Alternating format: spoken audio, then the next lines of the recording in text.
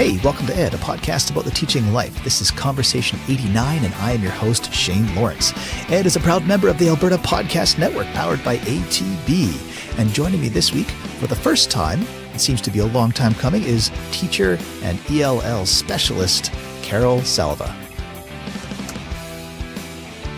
Yeah, well, okay, so you're traveling all over the place here. You're not a regular classroom teacher. What precipitates all the travel here? What are you up to? Well, it's interesting because I was a classroom teacher through June last school year. I was teaching through the entire school year and even some of the summer. But I wrote a book a few years back with Anna Mattis. She's my co-author. And we both work for a company called Sidelitz Education.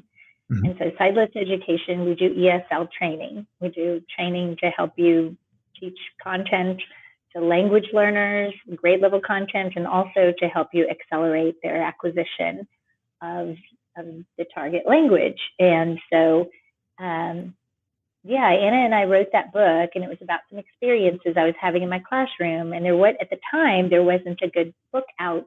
I couldn't find a book that was real practical for things for me as a teacher to use in like strategies and things like that to help this demographic.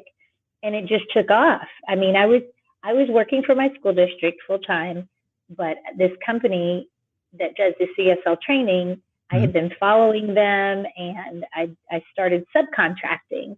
So on the side, I would do the training when their people couldn't do them.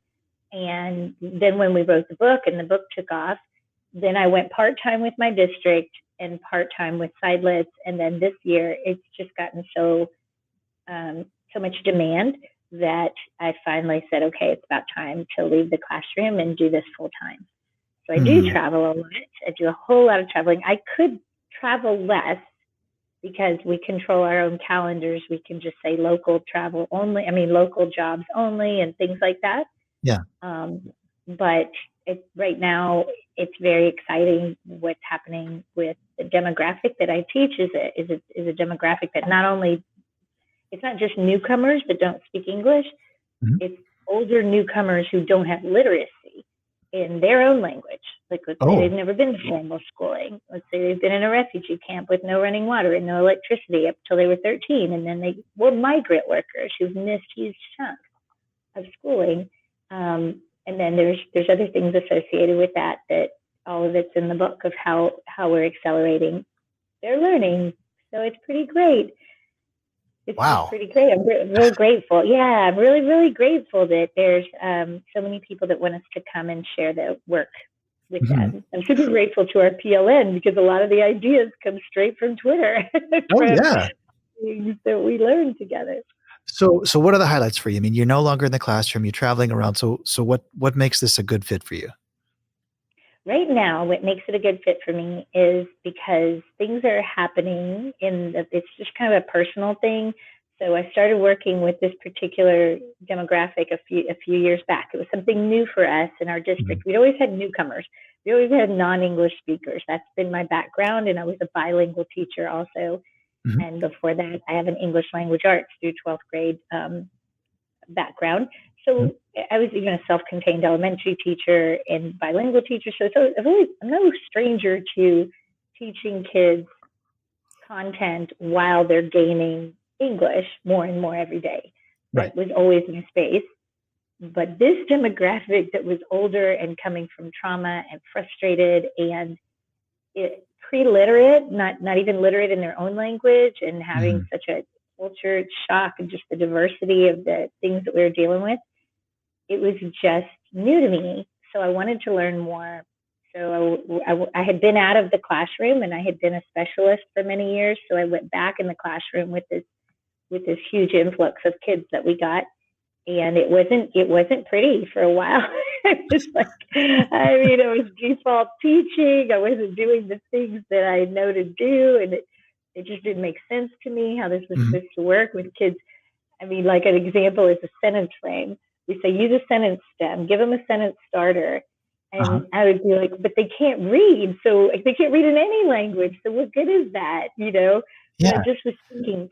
I was thinking about it all wrong. And so when we started to hit on things that worked well, the kids learn so fast. Shane, there's Right. nothing wrong with them. There's nothing, language is not a disability. It's a lack of opportunity issue. And Mhm. neither is literacy. If you haven't learned to read when you're 15 or 14, it's likely because you haven't had the opportunity or enough of Right. it. There might be something else going on, but typically this demographic, it's lack of opportunity. And so, yeah, we can teach a 5-year-old how to read. We can teach these kids how to read, Mhm. and yeah. So So, that's where it comes from. That's my passion. It's yeah. my passion, and it was the right time to leave the classroom because there's so many things going on. I mean, I don't want to get political, but there's so many things going on in the world right now and in the last year or two that are so sad. And Mhm. to me personally, about the value that immigrants bring and, you know, cultural diversity and the beautiful things about it, Mhm. that when I had the opportunity to go help more teachers, that affect more kids, I just jumped on it. Right, right. Well, I mean, have you been, I mean, okay, you said you don't wanna get political, but I'm gonna push that button Okay. anyway. I mean, have you Well, been bumping up against any of the politics right now with what you do? well, yes and no. Like when I work it's different when you work for a public school district Mhm. because, we all have to navigate what is, our jobs, and our jobs, we're not supposed to bring that into the classroom. We can open kids' minds to multiple perspectives. I think Mhm. all teachers should do that and grow kids who can see other sides to everything. So there's discussions, in high school, especially, you have discussions about things that are going on in the media and the news. Mhm. But and then, I've worked in neighborhoods where the kids I teach are not welcome, and it's so yeah, I have had some of that. But the thing that I don't think, and definitely I don't think anybody was doing anything intentionally. It's just Mhm. because of what's happening in the United States, in the last 2 years, we're taking less refugees than ever. We're taking less immigrants than ever. Those numbers have shrunk. Mhm. So my job in my district last year, they couldn't tell me that the next year I would be able to do that again because it just seemed like we were not going to have the number that's where I want to be. I want to work with new arrival students, and especially kids if they don't have strong literacy in their native language, because when we can show those kids can ramp up quickly and they can start, they can function in regular classrooms, they can close their gaps, they're graduating, they're doing all kinds of great things, then it not kind of, you have to rethink, okay, well, what about these kids? They have more than that. Mhm. So it helps in a big way when you can show kids that have a lot of these strikes against them being able to be successful. And Well, so if they were telling me in my district that I wasn't sure I was going to even be able to work with that demographic anymore, that was oh, another thing that I would, and that's all part of, I really haven't had anybody be ugly to me about anything, really. oh yeah, that's good. It's just, but my kids have, my students have. And Yeah. so that's hard. Well, I mean, I think, you're talking about dealing with literacy issues, but it sounds to me like you're having to take more of a whole person kind of approach because you're dealing with a lot of kids maybe who are, have been in some pretty trying Yeah. situations. How do Yeah. you Yeah. So, I Mhm. mean, how do you approach it? And if we're talking, kind of Maslow's hierarchy of needs, I mean, Exactly. students aren't learning if they're dealing with, PTSD and hunger. So I mean, Exactly. how do you approach that then? I mean, because you are essentially, you're purely a literacy consultant. I mean, does your training even take into account that kind of thing? Absolutely. Shane, I mean, you're such a teacher, you're so you're here, right? Because we know as teachers from a deep place that if that's not in the right place, then the rest of it's not going to work. I mean, if we're at Mhm. least if we're not addressing that whole Maslow before Bloom thing. Right. And so I appreciate very much your lens for that. And really what's interesting is the training, the book and the training that I give around the book is like that's at the forefront of everything. If Mhm. you don't have kids feeling, any kid feeling a certain way in your classroom, learning is going to go slowly. But the interesting thing is, if you put my students in the middle of a biology class in any high school, Mhm. chances are they're not the only kids in that class that would need you to be mindful about that. The average kid walking around, how do we know that they're not going through something hard or That's true. haven't Yeah. gone through something hard? Mhm. So that's where the book is a big win for people who, I mean, it's one of our best sellers. It's just ridiculously popular because people are seeing that the things in the book actually are how we're supposed to teach all kids in any class. Right. And even the literacy piece, I was shocked when I went up to high school, and we were so happy that we got these refugee pre-literate students literate, but they were Mhm. only at like a late first grade, second grade reading level. They were really, still struggling when they went into high school. But then I went up to the high school. I didn't have the students anymore, but I realized that, I mean, it's not funny. There are many students walking around our high school at a second grade reading level. Right. Not just the refugees or recent immigrants. Right. And there are many kids that maybe even not second grade, but we have lots of kids that are reading at a fourth, fifth grade level, and definitely some second grade level. Your high school teachers will tell you they do a lot of things in class to differentiate for struggling readers. Mhm. And I was a struggling reader. I was way off level, Yeah. and I I was fake reading when you had me reading. Okay. I avoided reading. And so you Mhm. don't get to be a better reader by fake reading. So, okay, wait a minute. How did that turn around for you then? Because I mean, you went from being a struggling reader, a fake reader, to now, a literacy consultant traveling all over North America. How did? All right, we're going to get back to me and Carol in a second, but first I want to tell you about ATB's no-fee all-in account. If you want digital banking that works for you, you can sign up for the ATB no-fee all-in account. By doing most of your banking digitally, you'll avoid paper fees, monthly fees, and you'll get unlimited digital transactions. It's 24/7 banking at its finest. If you want to know more, you can head over to atb.com. All right, let's get back to my conversation with Carol. So, okay, wait a minute. How did that turn around for you then? Because I mean, you went from being a struggling reader, a fake reader, to now, a literacy consultant traveling all over North America. Yeah, I appreciate that. Well, thank you for asking. And I used to hide this story. I wouldn't volunteer it for many years as I was a teacher. I really didn't start sharing it until I got some students, that actually when I was teaching elementary and they were off level and they had very low, I didn't know the term for it back then, but they basically had a fixed mindset. They did Yeah. not believe, that they could be successful. And I knew that I had. So I started sharing the story with my students. And what had happened was when I was very young, I had my sister is she's just like a super reader, and she's awesome, and she's right Right. ahead of me in school. She was right ahead of me in school, and so I was coming in her coattails. And it was like, it's not Helen's fault. It's just, I measured myself against her and other kids. And in my house, we spoke English. The kids spoke English, but my Mhm. parents spoke English and Spanish. They were immigrants. Okay. They didn't allow us to speak Spanish. So it's interesting. It's called being language impacted. Like the teachers didn't know that I had any issue with, you're not hearing academic English, you Right. know? So then things might get very difficult because you're just not familiar with some things. But Right. really what happened was around third grade, I learned to cheat. And there was nothing wrong with me. I just figured out how to cheat at math and math facts, and I was just clever. And so I got off level, Mhm. and I really did think that Helen was the smart one. And every year I was a little further off level. So by the time I got into middle school, I was way off level. Mhm. And my friends and I just really didn't see any point in school. Nobody in our families had really gone on to higher education, so that really just wasn't part of the picture, really.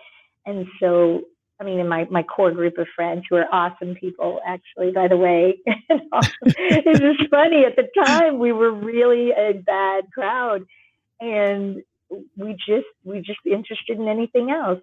And so by the time I got into high school, I was skipping classes a lot. You know, I was suspended more than once. I failed. I failed so many classes, but I didn't graduate with my friends. I didn't meet all the requirements. I failed the 12th grade. I failed the 12th grade twice. Wow. And I know, and I was done. I mean, I didn't understand why I needed it because I had a job at the mall, and I didn't know. I have a job. I don't know why I need a high school diploma. I would fight with my mom all the time about it. And I had like one class, it was getting down to one class that I needed, and I finally finished it. And that was fine. I was finally done with high school. Right. And then after just a very short period of time, she made me go to the junior college if I wanted to keep living for free at her house. And I thought it was going to be a huge waste of time. I was super scared of it. I was super scared, but I agreed to take just a couple of classes. So she would get off my back, and I did go. And I mean, Shane, I remember it was like just like yesterday. I was in a class, the first class. I was just blown away by the fact that somebody had Doritos, somebody else had a Coke. Like people were sitting around talking, like they were like adults. And I love that your first impression is right. That's the first thing I remember is that people could Doritos and Coke. I swear to God, it was like people are treated so differently here.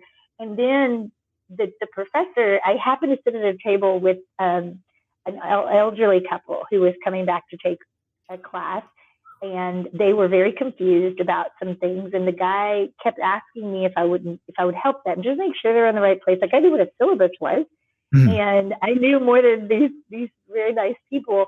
So I really enjoyed helping them. And the more I helped them, the more he was treating me. I mean, I just hadn't, and I don't know, maybe teachers did. I just remember a lot of teachers in high school telling me I had more potential, and I just rolled my eyes. I was glad they thought that, but I was certain that I didn't. And so this guy, though, these people didn't know me. And so the more I paid attention to help these people, the more I enjoyed the class. And then you put more effort, and then your mindset just starts changing about whether you're a scholar or not, whether you're a student or not, or whether you want to do this or not. I mean, I was making good grades. I couldn't believe it. Like I was telling my mom, this school is so much easier than high school. And she laughed, and she would say, "It's not. It's that you care.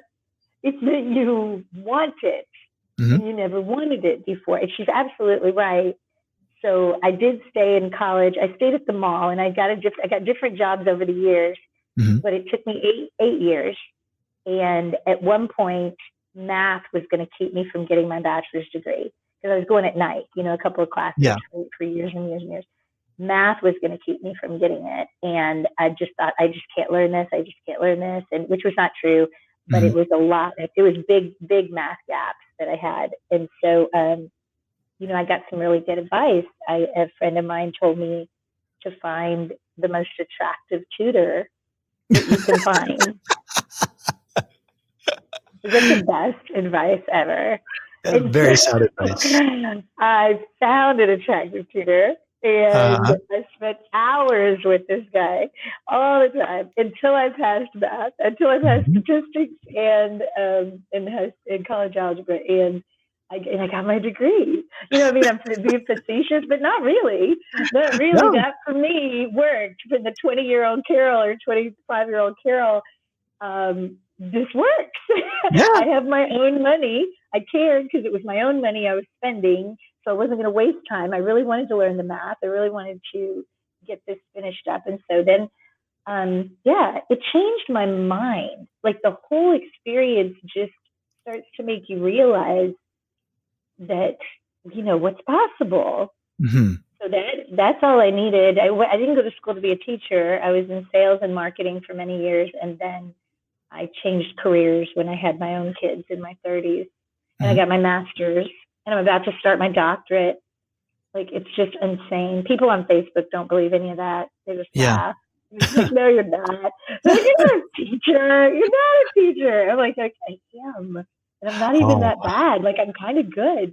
yeah. Well, you wrote a book. I mean, goodness sake, you done all right. Well, it's funny, Shane, because the book really, there's a whole lot, a part of the book about where I did not understand, even after many years of experience.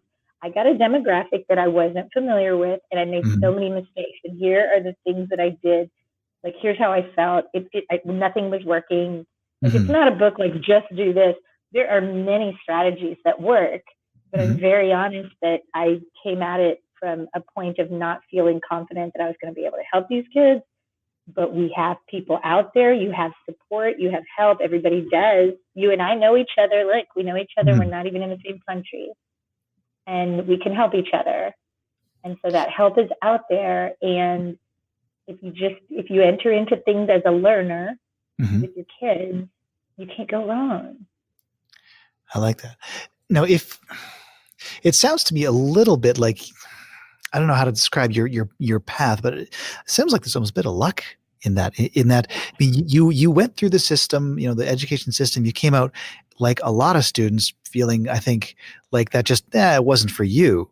Right. It didn't serve your need. You didn't see the purpose of it, and then somehow you did find your way through that, and to I think a pretty good end.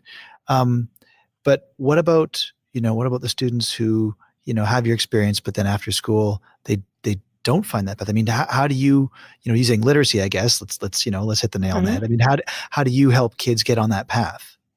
Well, and I would say every teacher has this Hmm. somewhere in our far reaches. It really, I think it's foundational to teaching. This is what like veteran teachers were teaching me when I started, because I started late in life. I started in my late 30s. I Hmm. became a teacher in my late 30s. And so I didn't know anything and I didn't want to harm kids. Like they're not going to make it. Back when I was Yeah. an elementary teacher, and the teachers, the veteran teachers would tell me, it's relationships. It's relationships. And and I don't even know what they mean by that. I have relationships. I'm trying, but it really wasn't. But Hmm. they're right. You're right. So when we do these trainings, and I want to make sure to say, I talk about the book, but for people who can't get the book or don't want to buy the book, my Yeah. blog has the entire book for free. The book is in 5 parts, and we Yeah. know full well there are people in the world who wouldn't be able to get it. So you can just look at the book study is is in the menu, and if you go to the book study, I have a blog post that mirrors all 5 parts of the book. So you Wow. would read the blog post. And so that's nice for people who do have the book, and there's a section they want more on. They can go to the book study, and there's even more content there. And because I'm like you guys, like we need to just share and share more and share everything if we want to see change in the world. And so, um, but you asked me about how to help kids get on that path. So Mhm. in our trainings, and again, I know people hire us to come do these trainings, but this is for free on my blog too. Yeah. I mean, you can go to this. I even give people here's a blog post on how to do this training. The training, we have a slide. My company, Sideless Education, has a slide that we show almost in every single training. Hmm. And the slide is these 4 messages. And so if the kid is pre-literate, if it's an adult, if they finished high school but they weren't successful, if anybody, any learner, any person really, but really we're talking about learning, Hmm. if they get these 4 messages, if they really believe these 4 messages, they're going to be fine. They're going to Eh, be fine because these 4 messages are foundational to what puts people on the right track. okay. And you can calm down and they can calm down about what all we're going to accomplish. We'll accomplish a lot every single day, but you have to believe these things to keep moving forward and to be successful in life. And so, I Okay. mean, to keep on this path. So here are the messages. All right. The first one, they're very simple, but they're not easy. I'll tell you what I mean in a second. Sure. So basic. So the first message is you are important. You are important. So I Mhm. would ask you and anybody listening, the kid you're most worried about, and a language learner or not, the kid you're worried about, does he feel important? Where does Right. he feel important? If some kids are leaving our schools and going to feel important in places we don't want them to feel important, in your classroom, Does that child have an opportunity, not just that you tell him he's important, does he have an opportunity to be important? And so I know you'll agree with me, Shane, there are many ways that we can connect our students with other classes in the world, with other things, and give them positions of leadership or give them opportunities to just contribute to the class, where a kid starts to feel like, that's what I felt in that community college class. I started to feel important, right?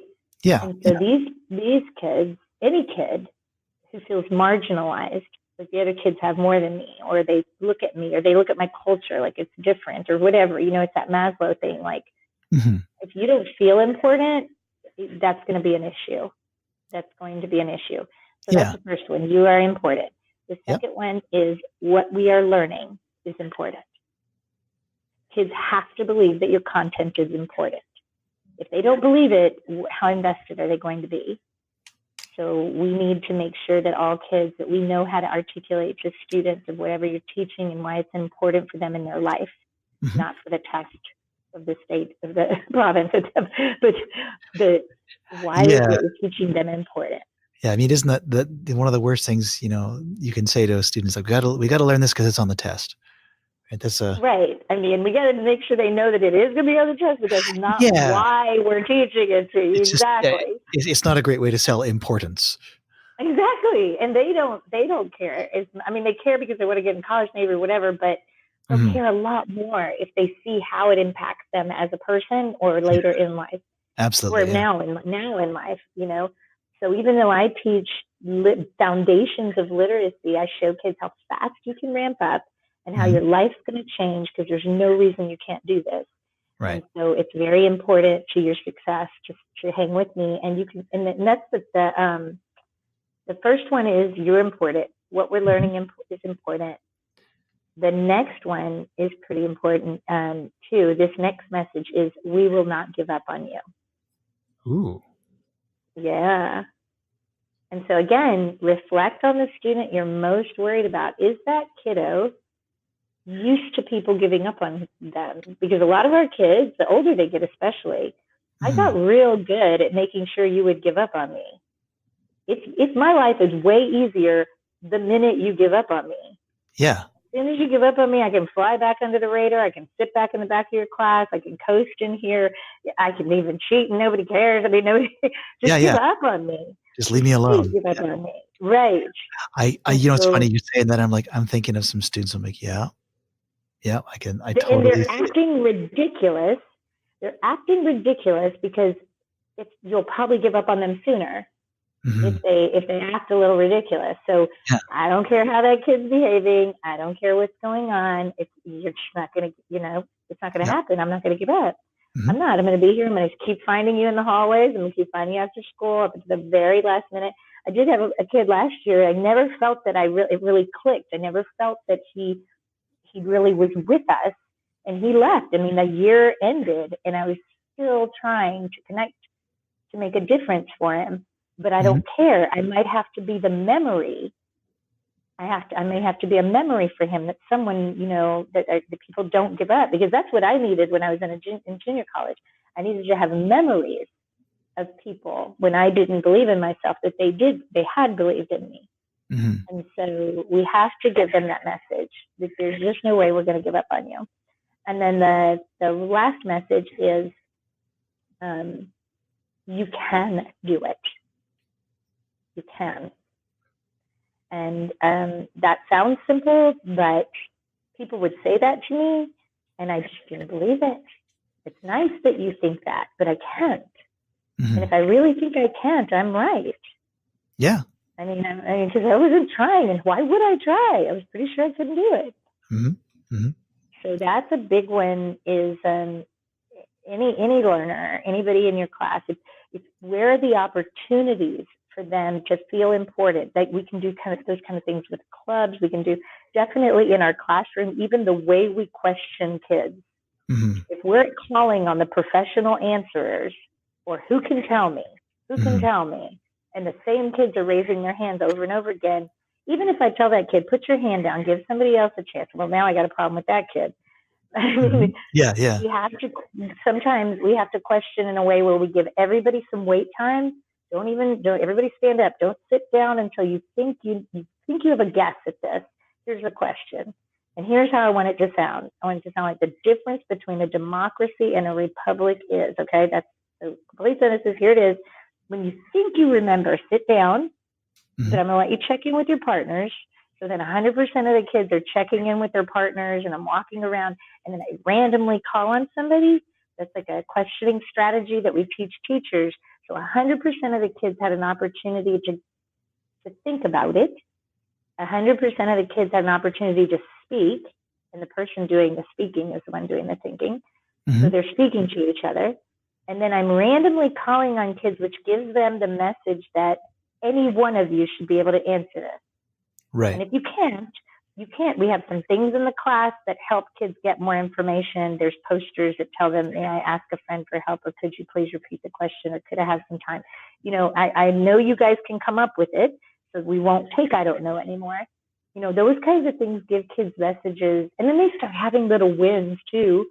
So things start going in the right direction. Those are the things that give kids messages that you can do it. You can do it, and you're important, and this learning is important, and I won't give up on any of you. There's just things that we can do. So that's it to me. If I do nothing else, if kids believe those messages, I know that they're going down the correct path. But think those are big time. Those are, for a kid to believe that they can do it and believe that they're important. That's very different from a kid who might not. Well, it's an absolute sea change. Like that's, there's small things, like you say, but I mean, it seems like some of the biggest things, biggest ideas that we grapple with can usually be expressed quite simply, even though they're very, very hard to do. Right. That's why I said they're simple messages, but they're not easy. You have to think about them and challenge ourselves over and over to remember, how are we making kids feel important? And all kids, even my kids, I mean, I say even because our language learners sometimes feel marginalized. They don't see themselves as becoming a bilingual professional. They see themselves as having less than a kid who has command of the English language. They see themselves as, okay, this is hard. I have less, I have a gap. We even talk about them and learn in terms of like language gaps and all of that is so messed up. So that's how they see themselves. And so they feel marginalized. And then the ones without literacy are even more marginalized. So I have to have a laser focus on those students. How are they feeling important? Because they come with gifts.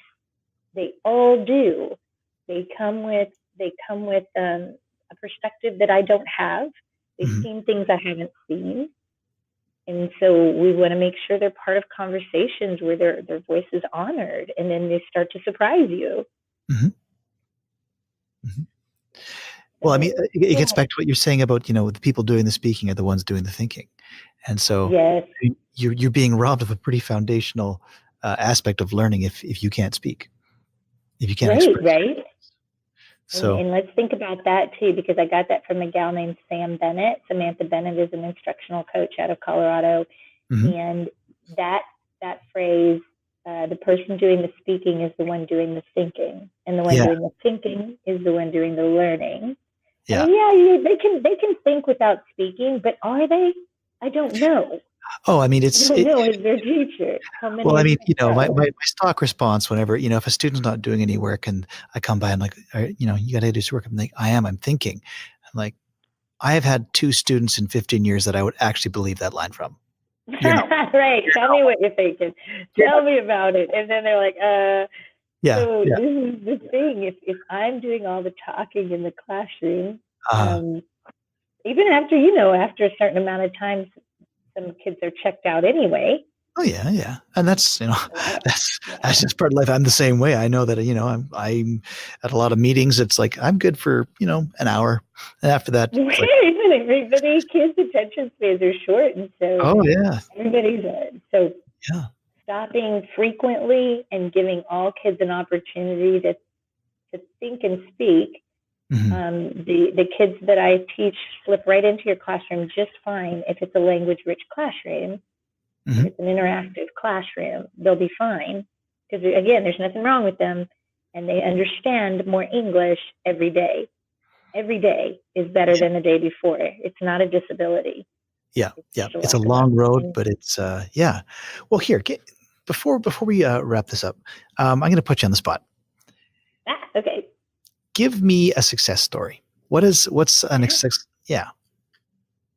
What's Oh, I'd something love that just, to. I bet you've got at least a couple of kids who've done well by you and your literacy instruction. Well, in all of us, like I said, I'm always constantly looking for help. So I didn't Right. write the book by myself. I didn't even get the class under control because they were an out of control class when I took over the refugee class at that middle school. I didn't do any of that by myself. And so Mhm. I just really want to honor the people that helped me. Um, and so we have so many success stories. You know, what's interesting is we did a book study on this, and Mhm. people loved the fact that there were a couple of success stories. Is really how I got the kids. First, my own. I would tell Mhm. them, once I believed that I could do it, it required work, but I can do hard things. And so I persevered, and I told them about grit, and I told them about a growth mindset, and we just did a lot of lessons around literacy, but Mhm. reading about success stories. Yeah. Yeah. So when we did the book study, many teachers wanted more stories like that to Mhm. support their kids' mindset. So we have a whole Padlet that I can send you the link if you do show notes. Yep. And the whole Padlet is filled with grit narratives of people Okay. who were maybe migrant workers, but now they're college professors, or they came in with little education to the country and now they're on the teaching channel. And, there's stories like that. There's a ton out there. So first we started, the only thing I would say, the other side of that is there's a social justice issue that Mhm. we can't expect students just to be gritty and work Right. harder. We, Right. we need to keep challenging ourselves to change our pedagogy in a way where they don't have to be so dang gritty just to get through third grade. Yeah. So Yeah. it's both. It's both. Let them know that everybody. Do you have kids, Shane? I know you're Oh yeah. married. No, yeah. I've got a Okay. couple kids. Yeah. So you, I bet, want grit for your children. No, absolutely. Yeah.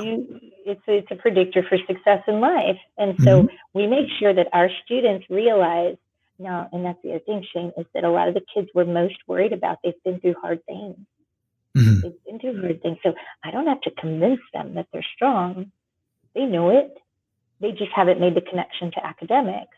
Right. So that's like a mantra: is you shouldn't have to be so gritty, but you are. So Mhm. you're not going to give up. So anyway, we use stories like this. So I'll give you one because now we have more and more and more of these stories. So many kids are successful. So, and I'm going to give you one of a kid who doesn't have literacy in his own language. Okay. So when I went back in the classroom, it was a middle school classroom. We got a whole bunch of underschooled, pre-literate, never having been at school before, African refugees. Mhm. Some had school before, but the majority of them were coming from refugee camps where they hadn't had running water or electricity. Like I said, it was such like a hot mess for a while. I wasn't sure. I was default teaching and I wasn't doing it well. But Yeah. after a while, we had some help and the kids started to really gain literacy quickly.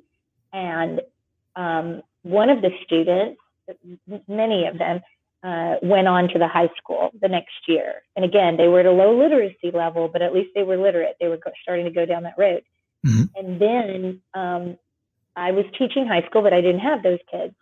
And a couple of years went by. The second year that I was in high school, I asked my principal if I could have another elective course and teach just reading, but more about decoding, not comprehend. Okay. I mean, yes, we will comprehend stuff, but I think there are a lot of kids in the school that would just do if I could just help them with the metacognitive awareness of what's happening when they're reading with me about Mhm. getting sight words and phonetics and stuff like that. I think that would be good. So anyway, I got to pull in some of the kids that I'd had in middle school. And so now it's been 2.5 years, right? Two and Yeah. a half years since a student comes to us from a very difficult, dangerous life, and they come into middle school into a class that's kind of upside down from the beginning, and then halfway through the year they really start to learn. Now it's 2.5 years later, and one of those students passed our algebra end of course exam. Nice. And the algebra, I know, because these kids did not have foundational math just 2 years before. They were in 8th grade, and we couldn't find a teacher who could teach the basics. I mean, we could. The one teacher in the building that had an elementary background, she got all of the refugee kids. She got, all of them at once, and some could do more than others, but she was teaching elementary basic math. And then the very next year, they have to go to high school algebra. And we don't have anything lower. We don't have a newcomer center or anything like that. Okay. So he failed it. He failed it. Of course he did. He failed the state assessment. He failed the course. He took it in summer school. He barely squeaked out in summer school, but he failed the state assessment again. And then the next year, he took it in December, halfway through the year, and he passed it. And we have to look at that, because that kid still doesn't know how to read in his native language. He's learning to read in his new language as an older student, coming from trauma, coming from, really hard situation, and in a regular comprehensive high school. How did he learn enough math and enough reading? Because remember, we can't use a bilingual dictionary. He can't really use that. Right. So he learned enough reading and math to master the content. The state of Texas says, you got it. You can move on now. Nice. That's a huge success story. And we have more and more of them, because his same cohort, those same kids, they're passing biology, they're passing U.S. history, they're passing they're passing classes, and state assessments that some kids that were born here are not passing. And so it's not about where you came from. It's another part of that success story is those kids are giving professional development. They're not just thriving. They're teaching teachers how to work with kids like them. Oh, wow. And that's super impressive. And so when they were spitting on each other in 8th grade and fighting in classroom brawls, I would never have guessed that 3 years down the road, they would be turning in proposals to be a panel at some of our conferences, but they are. And it's amazing what they tell you. You'll ask them questions and they will be very basic about their answers. Please just slow down. Please just give kids an opportunity to use their phone in your class. Please just, have rules around the phone that they need it. Please let kids talk to each other. One thing that was very powerful that Kamal, that same kid, said, and I have a video, if any of your teachers want a video of Kamal talking, it's just a minute and a half, where he's saying, you just don't give up. You just keep moving forward. You just don't give up. And so he told the teachers, though, or not Kamal, but one of those kids on the panel told them, we can learn anything you teach us. We can learn anything. And so, just don't give kids baby books. Don't water down stuff. Just support kids to understand it in every day. And one of them said, we're not looking backwards. We're looking forward. Right. And so amazing, right? When you hear the kids, then we've all got to go, okay, wait a minute. Wait a minute. It's not the kid. It's never the kid. It's always instruction. I don't even feel like it's me when I'm not being successful. It's not Carol. It's what do I know? What have I seen? What things have I tried? What has been shown to me that's practical, that makes sense? But it's not going to be a kid. The kid's just reacting and responding to their environment. That's awesome. So I love it. Some success stories. We're happy to share them. Yes. Well, and I love that. It brings us right back around to those four, I'm going to call them pillars, those four sort of foundational ideas. You can do it. Right. That's awesome. That's awesome. Well, thank you, Cheryl, thank you so much for sharing your stories and sharing your expertise. This has been really great. I loved it. It's all long overdue. It is long overdue. This is conversation 89. Oh my gosh, Shane. What took you 89 times to get me on the show? I don't know. It just took me a while to get around. Anyways, we're here. We did it. Box checked. I can't wait to meet you in just a short while. It's going to be awesome. I can't wait. But before we, head off into the black, how can people get a hold of you and get in touch with, all this cool stuff you've been talking about? Thank you. The best, like all things, if you want a whole lot of free content and a whole lot of like free lessons and even free PD to Mm-hmm. give in your district, my blog is the best place to get that. And it's my last name and my first initial, which is Salva C, Mm-hmm. salvac.edublogs.org. If you go to salvac.edublogs.org, you'll see the podcast is there, the book study with the free book study and the free content for that, videos, lots of videos you might want to use with your students, and then just a whole lot of stuff. So, I have a whole Beautiful. section for Kahoot and how we use it to teach instead of reviewing. It's pretty great. Thank you, Shane. Thank you for having me. Well, it's been a real pleasure chatting with you. Thank you for coming on the show. Yes, I'll see you on Twitter. That people can find me there too. I'm at MS_Salva_C. Perfect. All righty. We'll include all that stuff in the show notes, and we will talk to you later. All right, you take care. Thanks for everything you're doing. Thanks for everything you're sharing. Oh, of course. You. Thanks. Right. We'll be back at you. Talk to you later. Okay, bye. All right, bye-bye. This week's episode of Ed is brought to you by the Alberta Podcast Network. It's a network of Alberta-made podcasts covering all topics imaginable, including politics. So if you head over to Alberta Podcast Network, you can find the Dave-Berta Podcast. It's a weekly podcast where they talk politics, policy, and events from an Edmontonian, Albertan, and Canadian perspective. And with the elections on right now in Alberta, it's definitely worth a listen. You can find it and all the other great podcasts in the network over at albertapodcastnetwork.com. And if you want to get in touch or you'd like to be a guest on this show, you can email me at theedpodcast@gmail.com or hit me up on Twitter at theedpodcast.